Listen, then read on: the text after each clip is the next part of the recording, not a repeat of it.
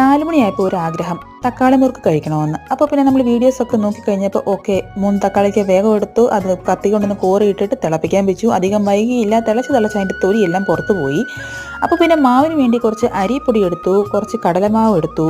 അതിനുശേഷം ഒരു സ്പൂൺ കാശ്മീരി മുളക് പൊടി, കുറച്ച് ജീരകം, കുറച്ച് കായപ്പൊടി, ആവശ്യത്തിന് ഉപ്പ്. ഇനി കുറച്ച് മാർദ്ദവത്തിനായിട്ട് നെയ്യ് ചേർത്തു. ഇതൊന്ന് ജസ്റ്റ് ഒന്ന് ഇളക്കി വെച്ചിട്ട് നമ്മുടെ പുഴുങ്ങിയ തക്കാളിക്ക തൊലി കളഞ്ഞിട്ട് അത് ചെറുതായിട്ട് അരിഞ്ഞ് മിക്സിയിലിട്ട് അടിച്ച് അതും ഇതിലേക്ക് ചേർത്ത് ഇളക്കി ശേഷം ചെറുതായിട്ട് ചൂടാക്കി നല്ലെണ്ണയും കൂടെ ചേർത്ത് നന്നായിട്ട് ഇളക്കി വെച്ചു.